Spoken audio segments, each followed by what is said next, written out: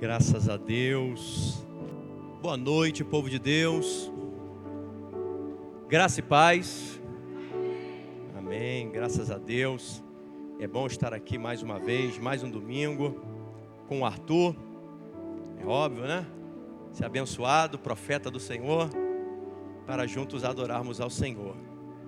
Hoje é um dia especial, irmãos, que antecede uma data muito importante para a igreja do Senhor. Eu acredito que, junto com a Páscoa e a celebração do Natal, a data do dia 31 de outubro, ela é uma data muito importante para nós cristãos. Porque no dia 31 de outubro de 1517, Martinho Lutero apregoou as suas teses na Catedral de Wittenberg, na Alemanha. E dali teve uma grande mudança para nós que dizemos ser cristãos. Nessa data eu já falei sobre os 5 pontos da reforma, as 5 solas.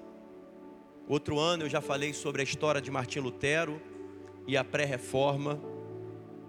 Mas nesse ano eu gostaria de tratar esse assunto sobre a reforma protestante, fazendo uma reflexão de como está a nossa igreja. Será que precisamos fazer uma nova reforma? E eu queria pregar subordinado ao tema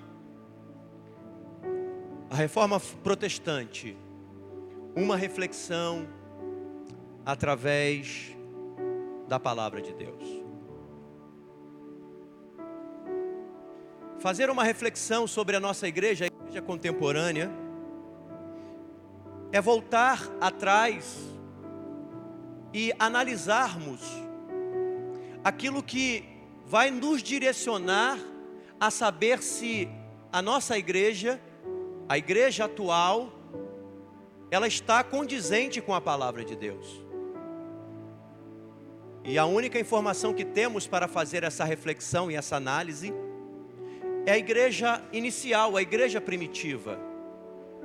São os princípios que nortearam essa igreja que vão determinar para nós se nós estamos vivendo da forma correta, segundo a vontade de Deus.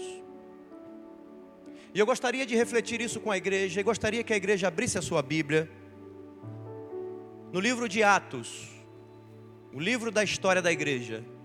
Atos dos Apóstolos, capítulo 2, versículo de número 37.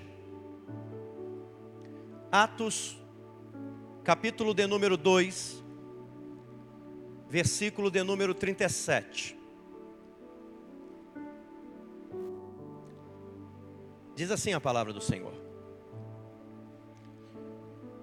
ouvindo eles estas coisas, compungiu-se-lhes o coração e perguntaram a Pedro e aos demais apóstolos: que faremos, irmãos?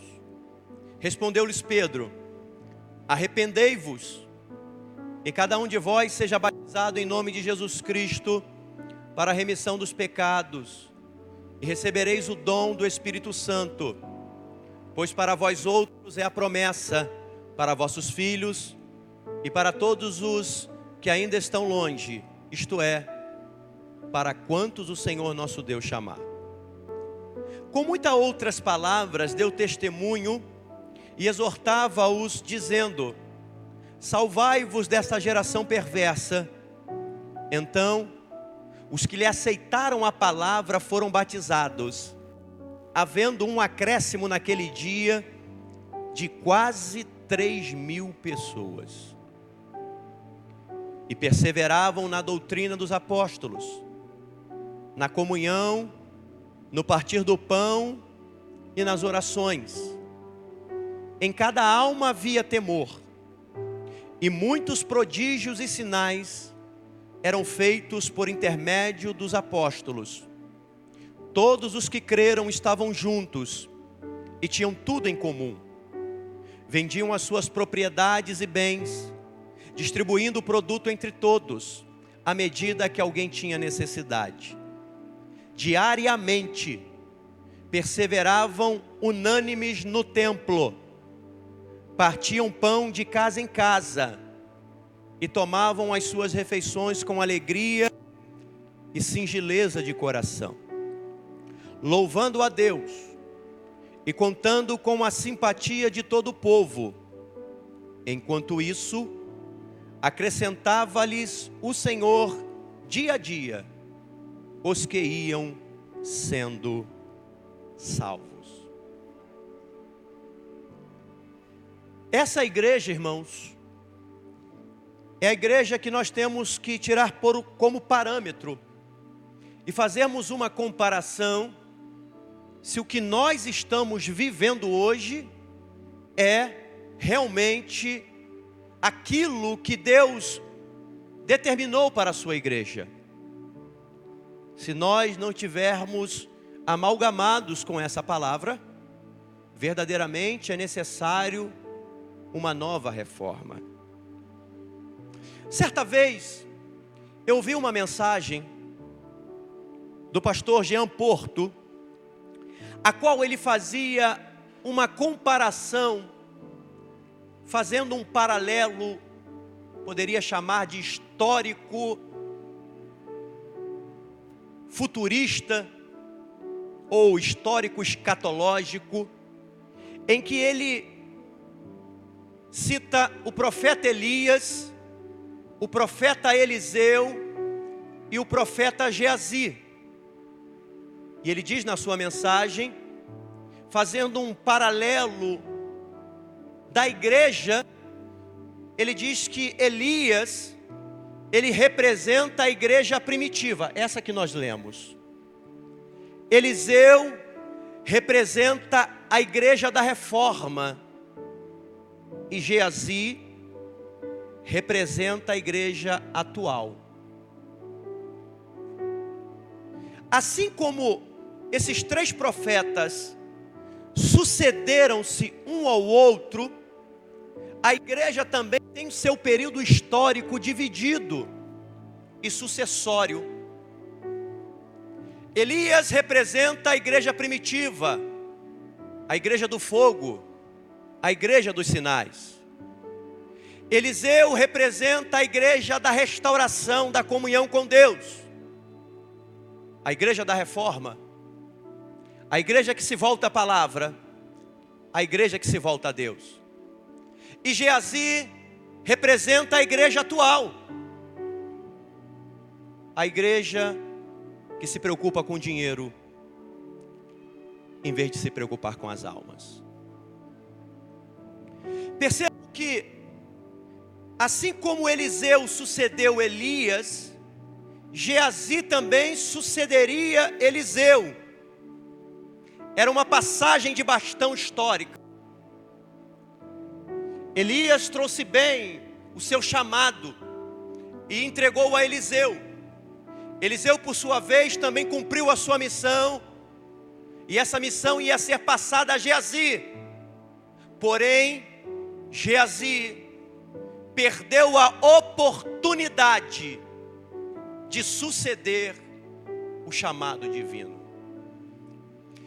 Existe um hino que se tocava há um tempo atrás, que dizia assim: que não passe de nós o teu Espírito, tudo que foi dito a nós. Vem o quê? Que não seja preciso.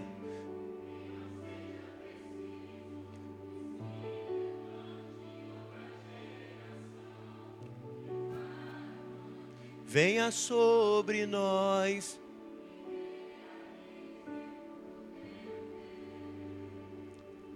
Percebeu? Como a gente tem as promessas de Deus sobre a nossa vida, porém, se nós não tivermos preparados para receber a sucessão da igreja da reforma e conservar esses princípios para nós, para a nossa vida, tenho medo, tenho receio que Deus há de levantar uma outra geração que não seja nossa, para cumprir o chamado de Deus.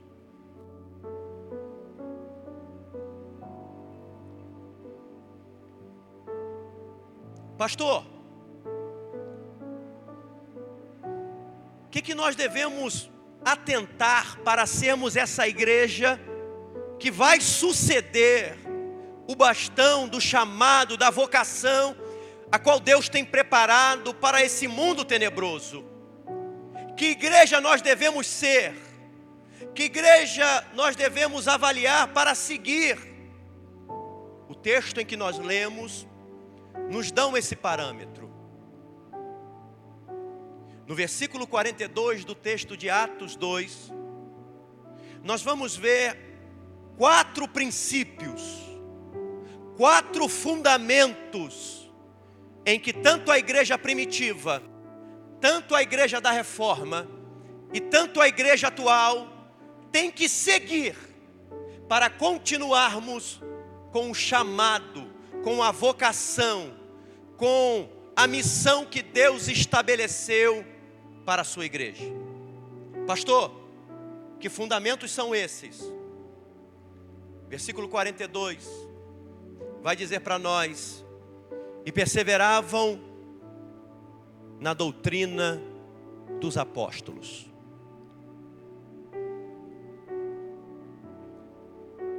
Pastor, o que é a doutrina dos apóstolos? Eu vou fazer algo aqui para você compreender.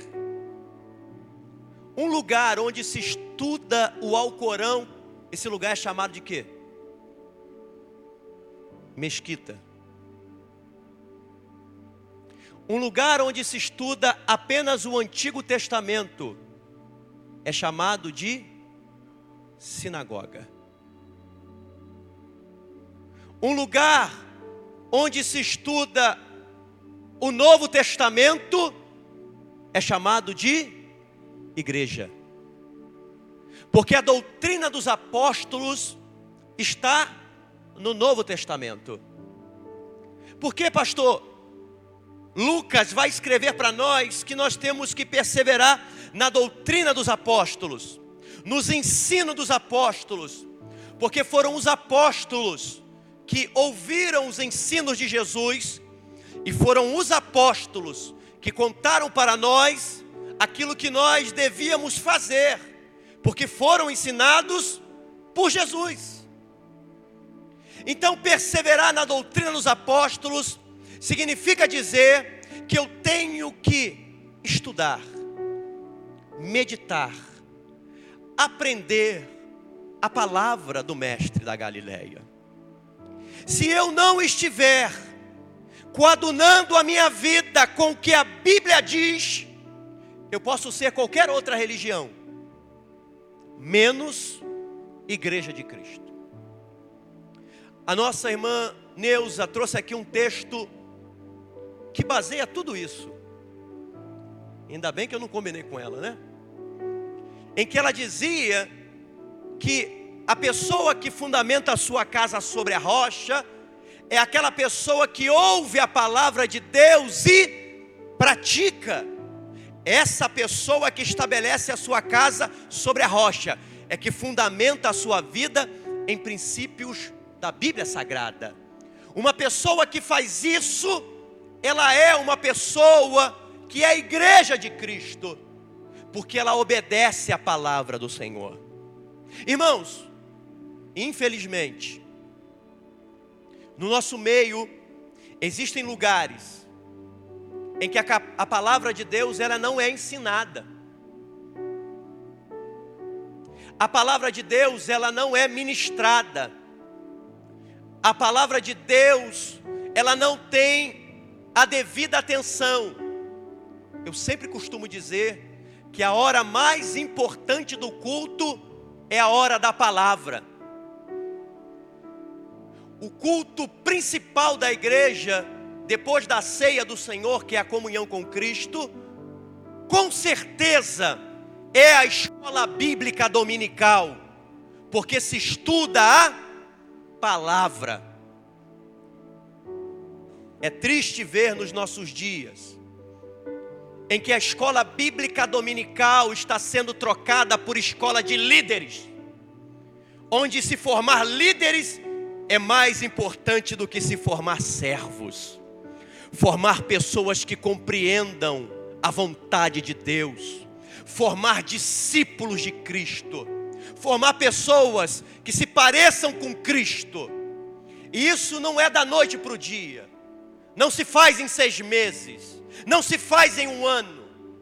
Formar discípulos é um aprendizado que ao longo da vida se faz, se aprende, se busca, se quer. Existe até uma frase que diz que ovelha é ovelha quando ela deixa de ser pastoreada. Quem não se deixa pastorear não pode ser chamado ovelha. Um pastor só é discipulador de quem se deixa discipular por ele. Se uma pessoa não obedece à sua liderança, os princípios norteados pela palavra de Deus, em que a sua liderança o ensina, essa pessoa não é discípulo, essa pessoa não é ovelha.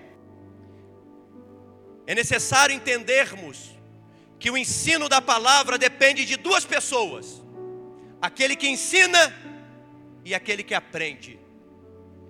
E esse aprendizado, ele não se torna apenas uma mão de via única, pelo contrário, aquele que ensina continua aprendendo, e aquele que aprende continua aprendendo, mas também é capaz de ensinar.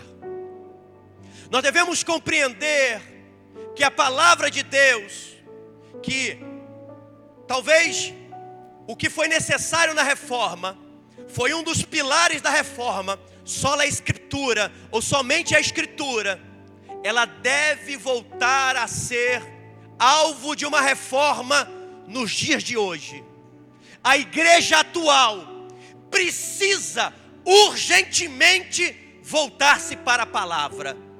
Nós estamos vendo igrejas guiadas por profecias, guiadas por sonhos, guiadas por sentimentos profanos, guiadas por axiologias, guiadas por sentimentos que levam as pessoas ao estado de psiquiatria. Nós estamos sendo guiados por tantas coisas, menos pela palavra de Deus. A igreja atual do século 21 precisa voltar às escrituras sagradas.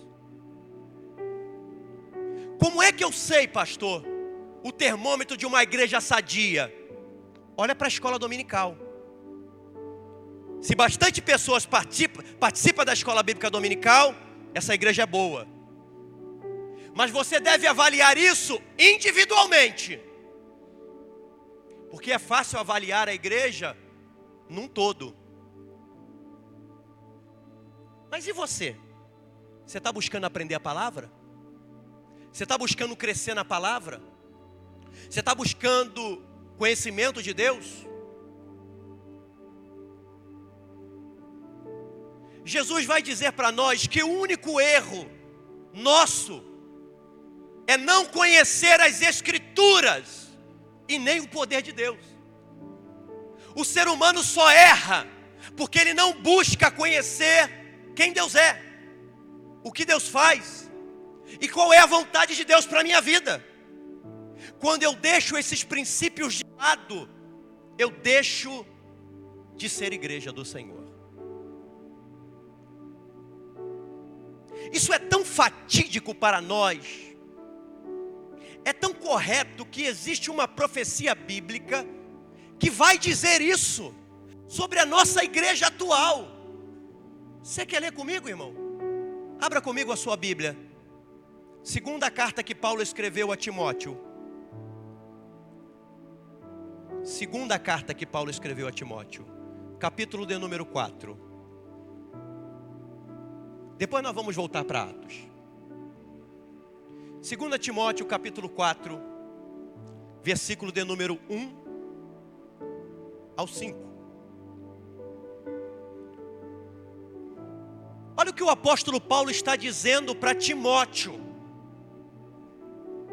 Vê se não cabe para nós hoje isso. Vê se esse texto não é para a igreja de hoje. Vê se não é. 2 Timóteo capítulo 4. Conjuro-te perante Deus e Cristo Jesus, que há de julgar vivos e mortos pela sua manifestação e pelo seu reino. Prega a palavra. Insta, quer seja oportuno, quer não. Quer dizer, quem quer ouvir, que ouça, mas você continua pregando. Corrige, repreende, exorta com toda longanimidade e doutrina. Pelo contrário, cercar-se-ão de... Desculpa, irmão. Versículo 3. Não. Corrige, repreende, exorta com toda longanimidade e doutrina. Versículo 3. Pois haverá tempo. Que tempo é esse? Pois haverá tempo em que não suportarão a sã doutrina. Pelo contrário, cercar-se-ão de mestres, segundo as suas próprias cobiças, como que sentindo coceira no ouvido. Eu não quero ouvir isso. Eu não quero ouvir isso. Versículo 4. E se recusarão a dar ouvidos à verdade, entregando-se às fábulas. Tu, porém, sê sóbrio em todas as coisas, suporta as aflições, faze o trabalho de um evangelista, cumpre cabalmente o teu ministério.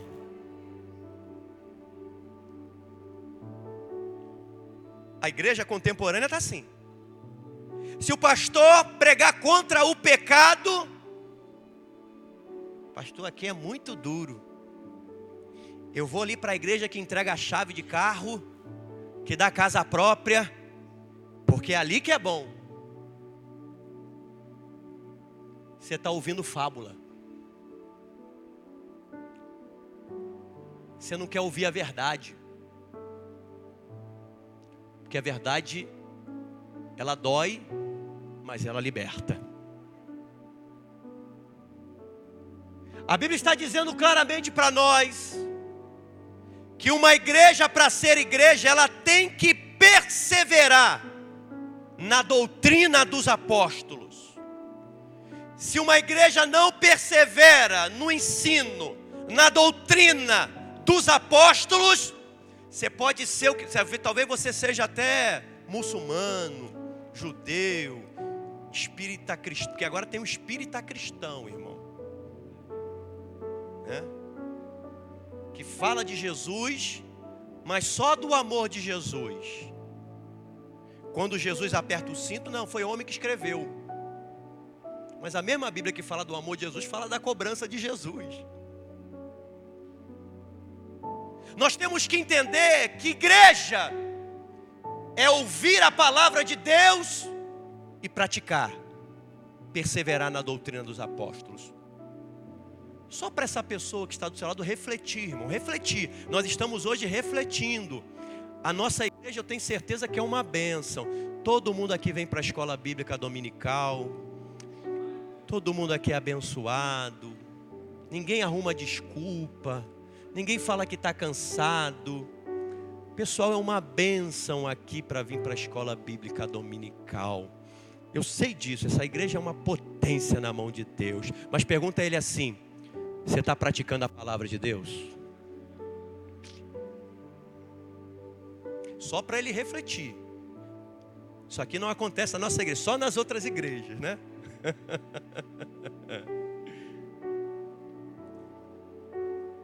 Segundo fundamento para fazermos uma reflexão se a nossa igreja precisa de uma reforma. Segundo ponto, versículo 42 ainda de Atos 2. E perseveravam na doutrina dos apóstolos, na comunhão e no partir do pão. Palavra comunhão, no grego koinonia. Palavra comunhão é mais do que estar junto. Junto, irmão, a gente é igual lá no mundo, estamos junto e misturado, né? Mas koinonia não é apenas isso. Comunhão não é apenas isso. Comunhão é eu estou junto com você. Pode contar comigo para o que der e vier. Comunhão é você poder estender aquele que precisa. Às vezes, irmãos, falar sobre amor é bonito, leva até as lágrimas, é ou não é? Mas viver amor e comunhão, aí é que dá calo no coração. Porque amar do jeito que Jesus estabeleceu, ter comunhão do jeito que Jesus estabeleceu, irmão, é você amar aquela pessoa que é chata. É você amar aquela pessoa que te quer mal. Ter comunhão é ter entendimento que aquela pessoa, talvez ela não mereça, mas você deve amar a ela, porque Cristo te amou, mesmo você também não merecendo. É por isso que Lucas vai dizer, na comunhão e no partir do pão. Por que partir do pão? O partir do pão, a simbologia, é a ceia do Senhor. Hoje, nós falamos aqui na Escola Bíblica Dominical, a aula do nosso irmão Jonatas, falou sobre o corpo de Cristo. O pão representa o corpo de Cristo. Nós temos comunhão uns com os outros, irmãos, porque temos comunhão primeiramente com Ele. Pastor, mas eu não me dou bem com fulano, com ciclano, com beltrano. Talvez seja porque a sua comunhão com Jesus esteja afetada. Porque a minha comunhão com o meu irmão vai ser plena quando a minha comunhão com o Mestre estiver plena também. No momento em que eu tenho comunhão com Jesus, eu consigo ter comunhão com meus irmãos. Eu consigo amar os meus irmãos. E amar os meus irmãos não é fazer apenas as vontades que Ele quer que se faça. Às vezes a gente tem uma dificuldade de compreender isso. Amar o meu irmão não é dar tudo o que ele pede para mim. Amar o meu irmão, às vezes, é falar uma verdade dura para ele. Amar o meu irmão é dar um abraço de conforto a ele. Amar o meu irmão é dar uma palavra de consolo. Em alguns momentos, amar o meu irmão, como foi aqui no caso da igreja primitiva, é tirar do próprio bolso para alimentar aquele que precisa. Isso é ter comunhão. Isso não é apenas estar junto. Isso é viver em unidade. Esse é o corpo de Cristo. Primeiro eu tenho comunhão com Jesus, e aí sim eu tenho comunhão com o corpo de Cristo. Terceiro fundamento. Primeiro, perseverar na doutrina dos apóstolos. Perseverar na comunhão e no partir do pão. E em terceiro, nas orações.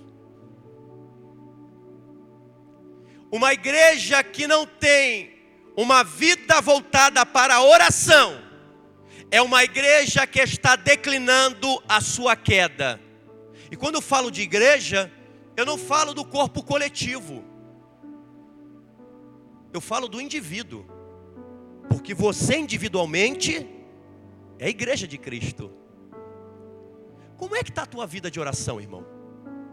Nós saímos de uma festividade dos jovens, em que o tema foi conectados com Deus, conectados com Cristo, onde a senha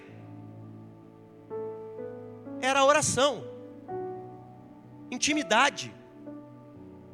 Como você quer ter uma vida vitoriosa, abençoada espiritualmente, uma vida em que você vença o pecado, se você não deixa tempo na oração? Eu vou te dizer, irmão, mais uma vez, o que gasta o seu tempo a não orar. O que gasta o seu tempo é porque você perde tempo. Você está perdendo tempo demais vendo o Flamengo jogar. Pastor, não posso ver o Flamengo jogar? Pode. Eu assisto. Você está gastando teu tempo demais vendo Netflix. Eu vi uma palestra motivacional de esqueci o nome dele agora, um senhor negro, falava muito bem, um ótimo orador. E ele falava sobre aproveitar o tempo. Ele estava ali com a metodologia de aproveitar o tempo para conseguir bens materiais, de prosperar. Era a metodologia que ele apresentava. E uma boa metodologia. É melhor você colocar o teu tempo para ganhar dinheiro do que para perder dinheiro, né? Tem gente que gosta, mas tudo bem, né? Tem gente que não gosta do dinheiro, né? Dinheiro é do diabo. Se o dinheiro for do diabo, irmão, pode botar na minha conta que eu estou recebendo. E aquele homem, ele falava sobre o tempo, e ele fez que cada série são mais ou menos 14 capítulos, né? São 14 capítulos, não sei de quantas coisas. E ele falou que um camarada que vai ver todos aqueles capítulos, às vezes ele perde um mês. Aí a pessoa fala assim, não tenho tempo de fazer isso, fazer aquilo outro. Aí se você parar para calcular, eu vi aquela série. Qual é a série que está na moda aí, irmão? Fala uma série que está na moda aí. Tá vendo muita série aí, né? Essa The Walking Dead é antiga, hein? Quantas horas, irmãos, você já gastou vendo isso? Eu pergunto para você, o que você ganhou com isso? Às vezes eu digo para o meu filho às vezes fica lá no Flamengo, né? Eu falei, o Flamengo vai te dar o quê? Pede para o Gabigol te dar R$1 para ver se ele vai te dar. E às vezes a gente vai perdendo tempo com tantas coisas, irmãos. A gente fica no WhatsApp tanto tempo. A gente fica nas redes sociais tanto tempo. Aí depois a gente vai dizer para Deus, Senhor, eu não tenho tempo para orar. Eu não tenho tempo para ler a tua palavra. Você não tem tempo? Ou você está perdendo tempo? Está na hora de você fazer uma reflexão sobre a tua vida de oração. Eu tenho certeza absoluta, irmão, se você gastar o tempo que você gasta com entretenimento na tua vida de oração, se prepare, irmão. Você vai andar na rua e os demônios vão cair por terra em nome de Jesus. Você vai levantar a mão e a glória de Deus vai se manifestar na tua vida. Eu não tenho dúvida disso. Mas a gente vai protelando, empurrando, vai levando a nossa vida de qualquer jeito. Aí aparece a tentação, sabe o que acontece? A gente está fraco. Aí a gente cai. Qualquer vento que aparece, a gente se entristece, porque a gente não está firme na oração. O dia mau vai aparecer, e a gente não está formatado com as armaduras de Deus. Então quando surge o dia mau, nos derruba, nos entristece, porque nós não temos uma vida de oração. Nós precisamos orar mais, irmãos. Do pastor da igreja ao irmão mais novo convertido, todos nós precisamos orar mais. Precisamos voltar para falar com Ele. Você fala com tanta gente dos teus problemas e você se esquece que Ele é dono do ouro e da prata. Ele é criador dos céus e a terra. Quando Ele começa a operar, ninguém pode impedir. Fale com Ele. Entra no teu quarto. Abre o teu coração. Desaba em oração, desaba em lágrimas. Ganha um tempo em oração.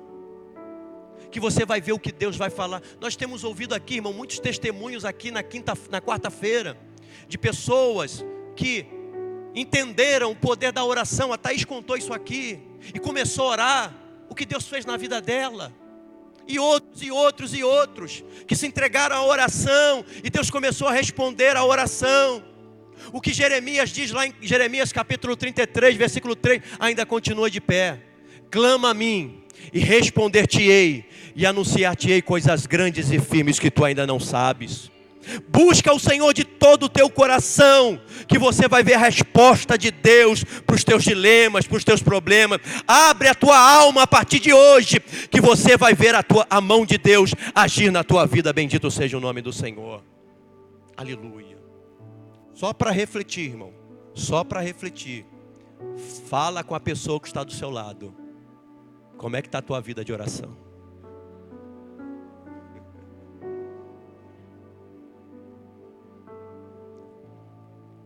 Quarto e último ponto de uma igreja genuína. Versículo de número 43.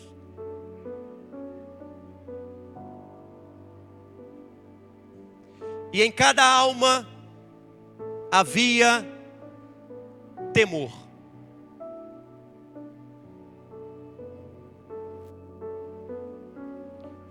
Perseverar na doutrina dos apóstolos, na comunhão, que é a comunhão com os irmãos e a comunhão no partir do pão com Cristo, nas orações e em temor a Deus.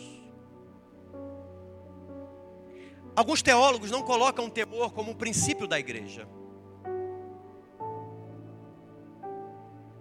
Mas sem temor, eu não faço as outras coisas. Porque temor é o sentimento que me conduz à palavra, à oração e à comunhão. Se eu não tenho temor, se eu não tenho respeito, um amor acima da medida, porque a palavra temor significa isso. Um amor acima da média, um respeito, reverência. Se eu não tenho esse sentimento dentro de mim, eu não vou obedecer a palavra, eu não vou ter comunhão e eu não vou orar, porque em mim não há temor. O amor acima da medida a Deus me conduz a ter uma vida voltada para a palavra, voltada à comunhão e voltada à oração. O temor faz eu sacrificar. Pastor, mas a Bíblia diz que é melhor obedecer do que sacrificar. É verdade. O sacrifício de tolo foi deixado lá na antiga aliança. Mas existe um tipo de sacrifício que ainda vale na nova aliança. Que sacrifício é esse, pastor? É o chamado sacrifício de louvor.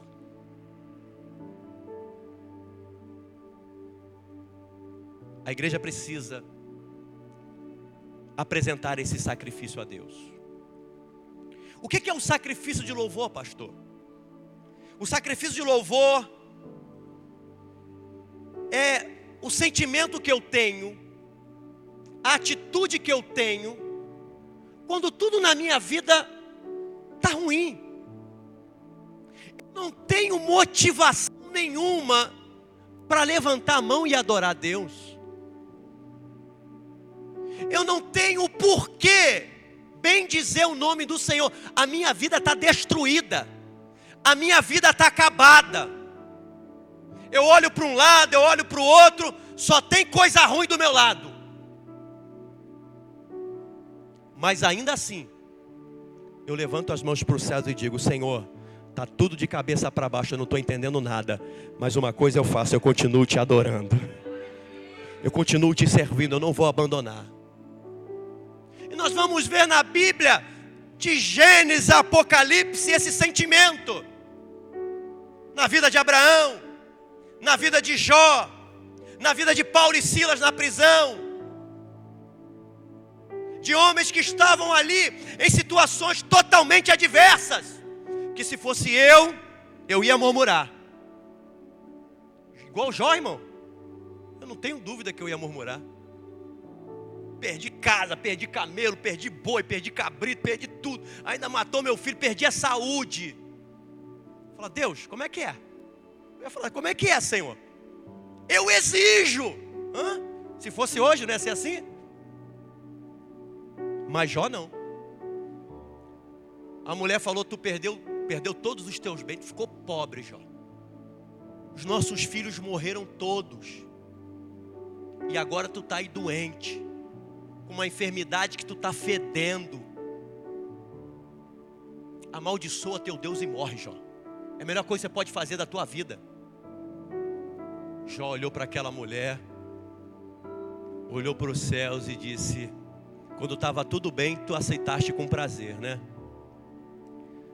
Quando a gente era rico, nossos filhos em casa, saúde boa, você achava que Deus era bom. Olha, eu saí peladinho do ventre da minha mãe, e de onde eu vim eu vou voltar nu, sem levar nada. Ele deu, Ele permitiu que fosse levado, mas uma coisa eu vou continuar fazendo: bendito seja o nome dEle para todo sempre. Eu não vou desistir de adorar, eu não vou desistir de crer, eu não vou desistir de confiar. Abacuque vai expressar isso no livro dele, no capítulo 3. Ainda que a figueira não floresça, ainda que não haja fruto na videira, ainda que as vacas não venham a parir, todavia eu vou continuar me alegrando no Senhor, no Deus da minha salvação. Como é que está teu sacrifício de louvor, irmão? Porque tem gente, irmão, que só busca a Deus quando está precisando de alguma coisa. Só lembra de Deus quando precisa de alguma coisa. Eu vou buscar o Senhor, porque eu estou precisando de algo. Recebeu, esquece de Deus, vira as costas para Deus. E o temor a Deus trabalha exatamente nisso. O temor não é aquilo que Deus pode me dar. O temor me faz servir a Deus pelo que Ele é. Pastor Gesiel Gomes diz uma frase que eu amo muito. Você quer medir uma pessoa? Como é que essa pessoa ela é diante de Deus? Pastor, como é que é? É o que ela ora? É o quanto ela estuda a Bíblia? É o quanto um homem e uma mulher de Deus, diz o pastor Gesiel Gomes, ele é medido pelos sacrifícios que ele apresenta a Deus. Quanto for o maior o teu sacrifício, mais Deus vai agir na sua vida. Lembra que eu falei que não é um sacrifício de tolo? Lembra que eu falei que não é o sacrifício? O sacrifício que nós estamos falando é o sacrifício de louvor. Sacrificar o meu ego, o meu eu, as minhas vontades, sacrificar o meu amor. Quando Deus pediu a Abraão: Abraão, me dá o teu único filho, aquele que tu ama. Sacrifício de louvor. O que é que você tem que sacrificar? Irmão, hoje eu gostaria muito de estar na praia, hein? Quem não gostaria de estar tomando água de coco, hein? Gostaria ou não gostaria? Seria bom, não? Mas às vezes é necessário sacrificar, porque hoje é um dia de culto ao Senhor, e eu tenho responsabilidade na casa do Senhor, e eu vou cumprir o meu chamado na casa de Deus. Tem pessoas, irmãos, que fazem de tudo, e nós sabemos que tem gente aqui que às vezes vem cansada do trabalho, vem cansada, vem esmurecida, vem cheia de problemas, cheia de dificuldade, mas ela sacrifica o seu cansaço, ela sacrifica o seu sacrifício de louvor é esse: Senhor, eu estou acabada, eu estou destruída, mas uma coisa eu vou fazer, eu vou continuar te buscando, porque eu sei que o Senhor tem resposta para a minha vida, eu sei que o Senhor tem melhor para mim. Nós temos que entender que é necessário que haja esse tipo de temor. E a pergunta que eu venho fazer para você é: o que você precisa sacrificar hoje? Será que você não está se divertindo demais, não? E a responsabilidade que você sabe que Deus te deu para fazer na igreja, está ficando em segundo, em terceiro lugar?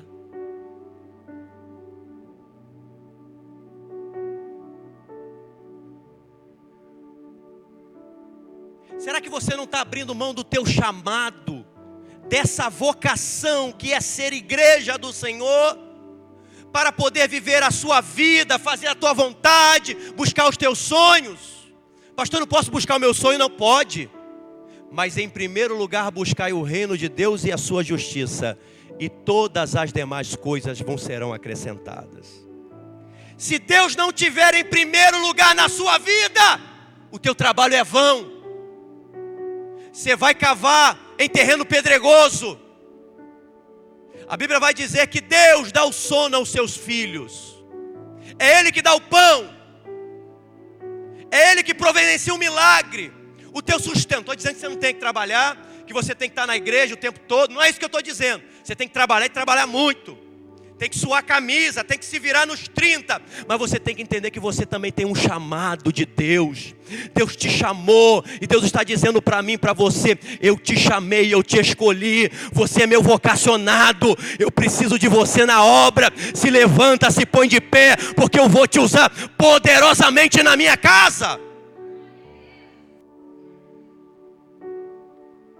Tem coisas na igreja, irmãos, que estão sucateadas, colocadas de qualquer maneira na casa de Deus, porque as pessoas que foram chamadas estão negligenciando o seu chamado.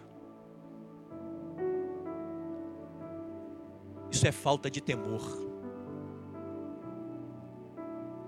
O resultado de uma igreja que tem a doutrina dos apóstolos, que tem a comunhão com Cristo e com os irmãos, uma igreja que ora, uma igreja que tem temor, o resultado é um só.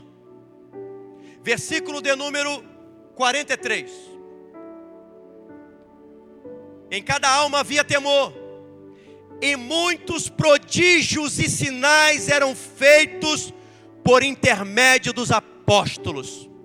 Todos os que creram estavam juntos e tinham tudo em comum. Vendiam as suas propriedades e bem, distribuindo o produto entre todos, à medida que alguém tinha necessidade. Diariamente perseveraram unânimes no templo, partiam pão de casa em casa e tomavam as suas refeições com alegria e simplicidade de coração, com sinceridade. Versículo 47. Louvando a Deus e contando com a simpatia de todo o povo. Enquanto isso, acrescentava-lhes o Senhor, dia a dia, os que iam sendo salvos.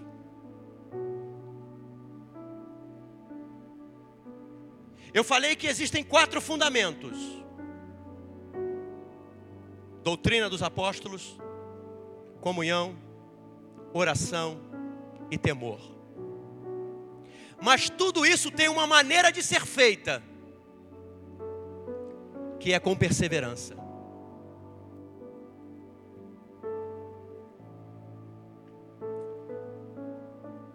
Perseverar é o contrário de desistir. Perseverar é continuar, mesmo que você esteja ruim, que você esteja cansado, que você não queira mais, que você pense em voltar atrás. Perseverar é o oposto de voltar. Perseveravam em aprender a palavra, perseveravam em ter comunhão, perseveravam em orar e perseveravam em temor a Deus. Você não pode fazer as coisas de Deus apenas quando você tem vontade. Quando você estiver na TPM, você tem que fazer a vontade de Deus. Pastor, eu estou nervosa, eu não vou para a igreja hoje não. Pastor, me aborreci no trabalho, hoje eu não posso fazer isso. Pastor, eu estou com problema. Imagine se Jesus tivesse desistido de mim, de você, por causa de algum problema que ele tivesse enfrentado. Você estaria aqui hoje, irmão?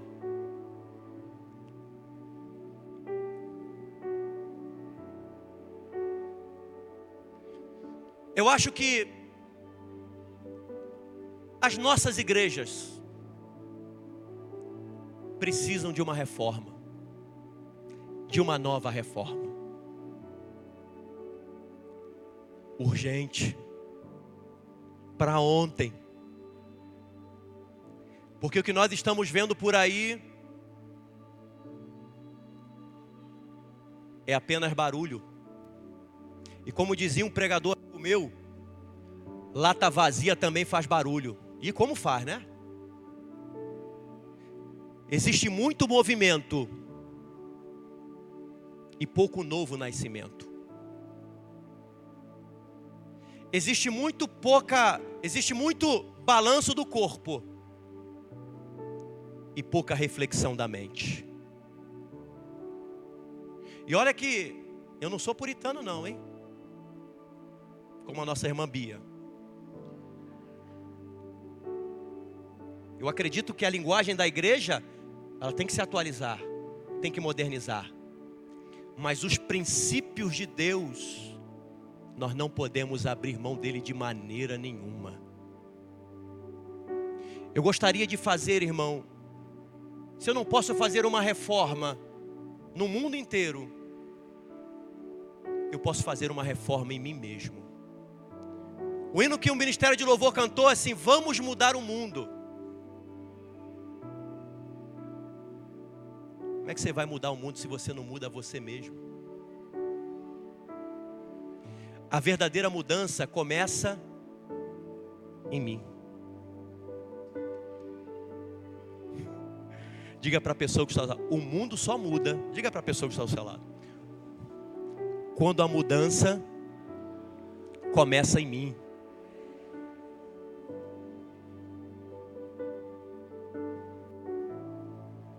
Pastor, meu marido precisa se converter, minha mulher precisa se converter, meu filho precisa se converter, minha família precisa se converter.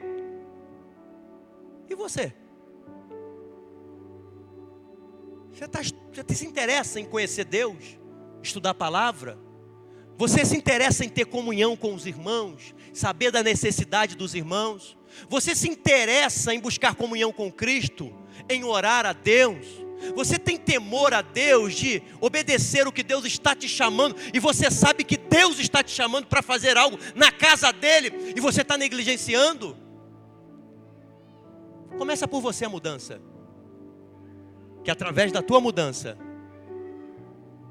tua família, os teus amigos, aonde você estuda, aonde você trabalha, vai causar um impacto de transformação, e o nome do Senhor vai ser glorificado, e almas virão a Cristo pela transformação de Deus na tua vida. Eu quero orar por você. Talvez você que nos visita hoje e ainda não entregou a sua vida para Jesus, e entendeu que a primeira mudança é em você. Quem tem que mudar é você. Você precisa colocar a tua vida nas mãos de Deus. Você precisa que Deus controle todo o teu ser. Se envolva na palavra. Tenha comunhão com os irmãos. Tenha uma vida de oração. E tenha temor a Deus.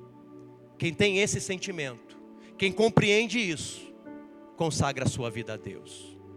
Eu quero perguntar essa noite: alguém no nosso meio que ainda não entregou a sua vida para Jesus e quer fazer nessa noite? Levante a sua mão direita, eu quero orar por você. Alguém que quer entregar a sua vida para Jesus? Não há ninguém? Vamos ficar de pé, irmão, em nome de Jesus. Chamar o Ministério de Louvor aqui, enquanto a gente faz uma oração. Eu gostaria que você fechasse os teus olhos, irmãos, e você fizesse uma reflexão sobre que igreja você está sendo, que igreja você é, o que você está fazendo para testemunhar daquilo que Deus fez por você. Eu quero orar por você. Senhor, nosso Deus e nosso Pai, nós queremos, Senhor, te exaltar essa noite, te glorificar, Senhor, glorificando e exaltando o Teu nome que é santo, Senhor. Há mais de 500 anos atrás, Senhor, homens deram a vida, Senhor, para nós voltarmos para os princípios da Tua palavra. Para nós voltarmos, Senhor, a ter uma comunhão íntima contigo de verdade. Através da palavra, através da oração, através da comunhão, do amor entre irmãos. Através do temor a Deus. Que o Senhor venha resgatar isso, Senhor.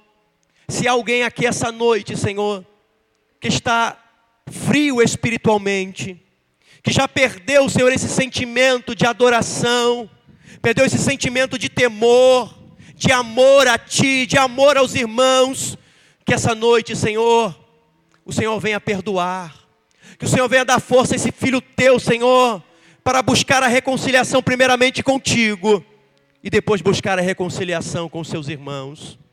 Pai de amor, Pai de misericórdia, nós precisamos ser uma igreja viva. Nós precisamos ser uma igreja que reflete a glória de Cristo nesse mundo. Nós precisamos, Senhor, verdadeiramente nascermos de novo. Pai querido, nós precisamos e entendemos que dependemos totalmente do Senhor. E sem o Senhor nós não podemos fazer nada. Desperta o temor, desperta o compromisso contigo. Desperta, Senhor, uma aliança nova contigo, Senhor.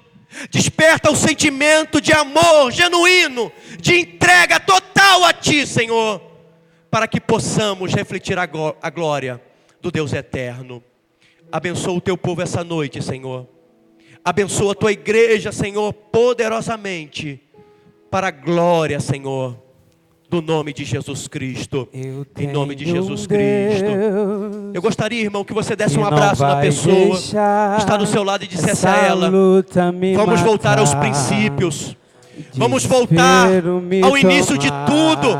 Vamos voltar a ser comunhão com Deus novamente. Vamos voltar a ter o primeiro amor. Aleluia.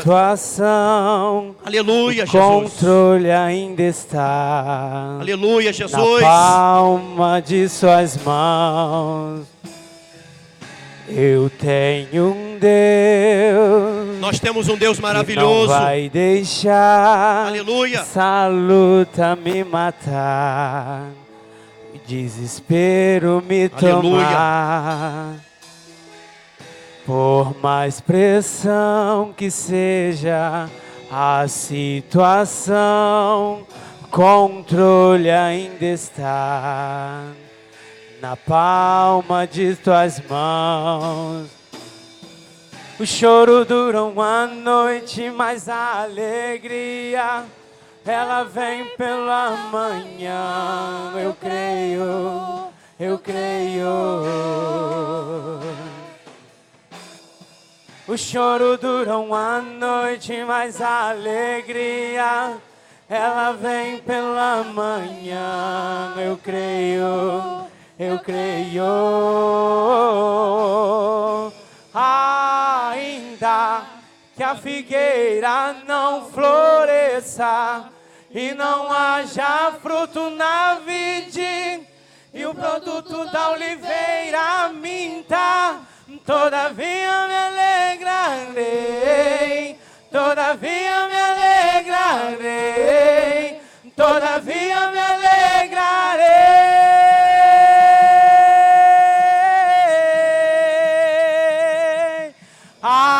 Ainda que a figueira não floresça e não haja fruto na vide e o produto da oliveira minta, todavia me alegrarei, todavia me alegrarei, todavia me alegrarei.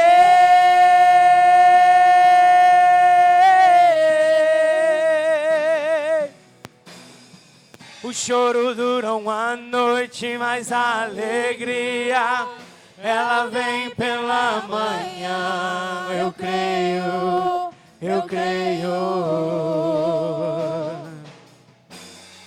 O choro dura uma noite, mas a alegria ela vem pela manhã. Eu creio, eu creio.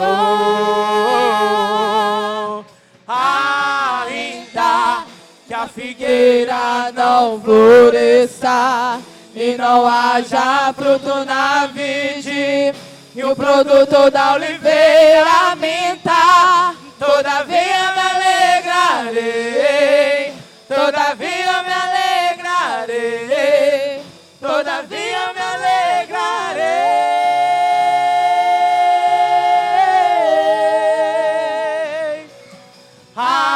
Ainda que a figueira não floresça e não haja fruto na vide, e o produto da oliveira minta, todavia me alegrarei, todavia me alegrarei, todavia me alegrarei.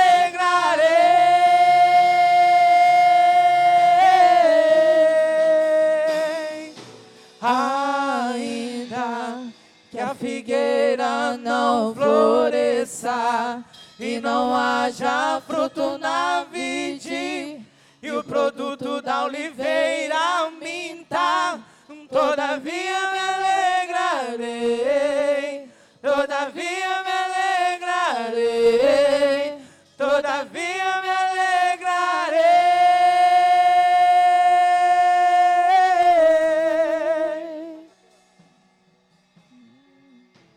Aleluia, Jesus.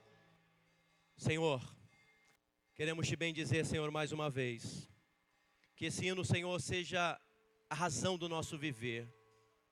Que temos a certeza, Senhor, que existem pessoas, Senhor, aqui essa noite, que estão vivenciando momentos difíceis, tenebrosos, Senhor, com a dificuldade, talvez até de pensar que está no fundo do poço. Mas todavia, Senhor, como diz o teu profeta Abacuque, todavia, Senhor, eu me alegrarei no Senhor, no Deus da minha salvação.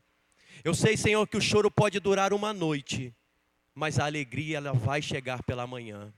Pai de amor, Pai de misericórdia, enche os nossos corações essa noite, Senhor.